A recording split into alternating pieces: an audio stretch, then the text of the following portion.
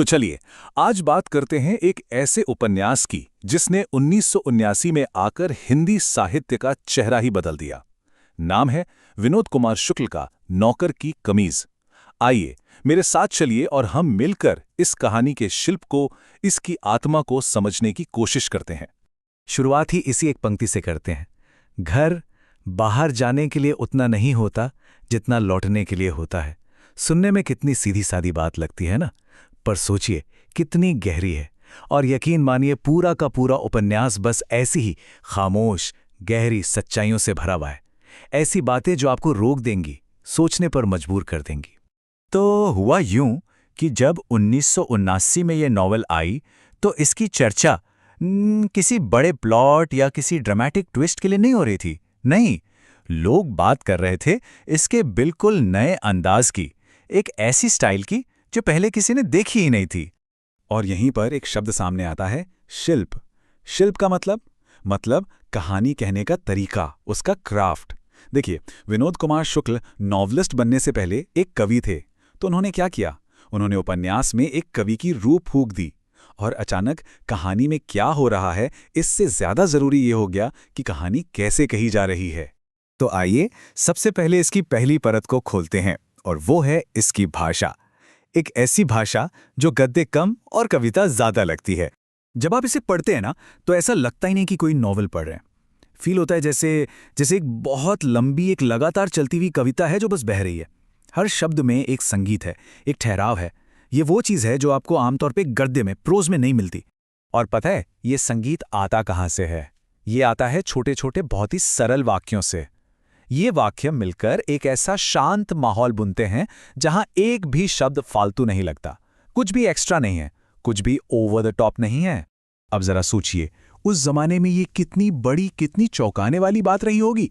लोग तो भारी भरकम मुश्किल भाषा पढ़ने के आदी थे, और उनके बीच अचानक इतनी आसान, इतनी साफ सुथरी भाषा। अरे ये तो जैसे ताजी हवा का एक झोंका था जिसने सच में सबको हैरान कर दिया। पर रुकिए, बात सिर्फ भाषा तक ही सीमित नहीं थी। इस नॉवल ने तो कहानी कहने के जो पारंपरिक तरीके थे, जो स्ट्रक्चर था, उसे भी पूरी तरह से तोड़कर रख दिया था। देखिए, आमतौर पे नॉवेल्स में क्या होता है, जोर घटनाओं पर होता है, आगे क्या हुआ, उसके बाद क्या हुआ, है ना। लेकिन नौकर की कमीज में फोकस इस बात पर है कि जो कुछ भी हुआ वो कैसे हुआ। यहां कोई ड्रामा नहीं है, यहां है जिंदगी को बस खामोशी से देखना। एक माहौल है जिसे लेखक बहुत धीरे धीरे, बहुत इत्मीनान से बुनता है। और ये जो हिम्मत थी एक्सपेरिमेंट करने की, ये आई कहाँ से? ये आई लेखक की आज़ादी से। विनोद कुमार शुक्ल किसी लिटरेरी ग्रुप या किसी आइडियोलॉजी से बंधे नहीं थे, और शायद इसीलिए वो बिना किसी प्रेशर के कुछ इतना ओरिजिनल, इतना नया बना पाए। अच्छा, तो हमने भाषा की बात कर ली, शिल्प की बात कर ली। अब चलिए थोड़ा और गहरा उतरते हैं। अब पहुंचते हैं इस उपन्यास की आत्मा तक। समझते हैं कि ये किन चीजों के बारे में बात करती है। ऊपर ऊपर से देखें तो ये उपन्यास ना एक जादुई सपनों की दुनिया जैसा लगता है, लेकिन जरा सा सतह को खुरचिए और नीचे आपको मिलेगा लोअर मिडिल क्लास की जिंदगी का सच, उनकी परेशानियां, उनकी छोटी छोटी आदतें, उनके दबे हुए सपने।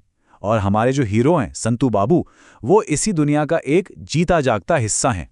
और इस दुनिया में ना कुछ थीम, कुछ धागे हैं जो बार बार सामने आते हैं, जैसे कि पति पत्नी का वो अजीब सा प्यारा सा रिश्ता, घर का असल मतलब क्या होता है, हमारा पड़ोस, हमारी कम्युनिटी, और इन सबके बीच एक आम आदमी की बेबसी, और फिर भी उसके अंदर की वो जिंदा रहने की इच्छा जो कभी हार नहीं मानती। जरा इन लाइंस को महसूस कीजिए। ये पंक्तियां हमें सीधा संतू बाबू जैसे किरदारों के मन के अंदर ले जाती हैं। एक ऐसी दुनिया जो सपनों जैसी है, थोड़ी उदास भी है और बहुत बहुत पर्सनल है। एक ऐसी जगह जहां दिन में देखे गए ख्वाब और रात की असलियत सब एक दूसरे में घुल मिल जाते हैं।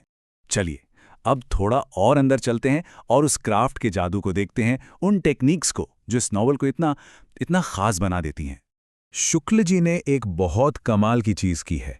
उन्होंने नॉवेल के अंदर लोक कथाओं को, यानी फोक टेल्स को बुना है।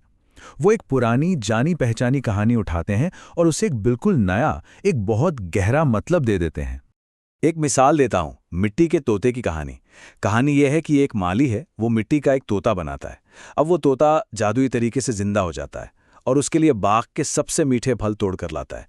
लेकिन वो माली इतना डरावा है कि पकड़ा जाएगा कि वो उन फलों को इतनी घबराहट में खाता है कि उसे मिठास का पता ही नहीं चलता। और बस ये सीधी सी कहानी अचानक एक पावरफुल सिंबल बन जाती है, उन लोगों की दबी हुई इच्छाओं का प्रतीक जो अपनी ही मेहनत के फल को एंजॉय नहीं कर पाते। और एक और दिलचस्प बात बताऊं, इस नॉवल में जो चैप्टर्स के सब हेडिंग्स हैं ना, वो भी कहानी का हिस्सा नहीं लगते, वो खुद में एक कविता की लाइन लगते हैं। मतलब प्रोज और पोएट्री के बीच की जो लकीर है वो यहाँ पूरी तरह से मिट जाती है। आप पहला ही सब हेडिंग देखिए, कितना सुख था कि इस बार घर लौटकर आने के लिए मैं बार बार घर से बाहर निकलूंगा। वाह, क्या खूबसूरत लाइन है। ये एक लाइन ही पूरे चैप्टर का माहौल बना देती है, एक बहुत ही प्यारे एहसास के साथ। तो अगर हम इस पूरी बात को समेटें तो हम कह सकते हैं कि नौकर की कमीज की सबसे बड़ी ताकत इसकी खामोशी है। ये नॉवल शोर नहीं मचाती, किसी बड़े ड्रामे का या सेंटिमेंटैलिटी का सहारा नहीं लेती, और ठीक इसी वजह से ये एक ऐसी ईमानदारी तक पहुंच पाती है जो बहुत रेयर है और बहुत पावरफुल है।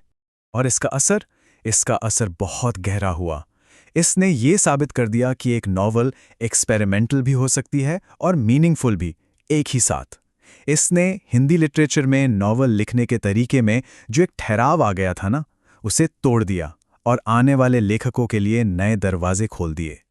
और आखिर में ये एक सवाल हमारे लिए छोड़ जाती है, क्या सच में जो सबसे एक्स्ट्राऑर्डिनरी, सबसे कमाल की कहानियां हैं वो हमारे आसपास की सबसे ऑर्डिनरी, सबसे आम जिंदगियों में ही छिपी होती हैं? शायद विनोद कुमार शुक्ल हमें यही देखने की, यही महसूस करने की दावत दे रहे थे।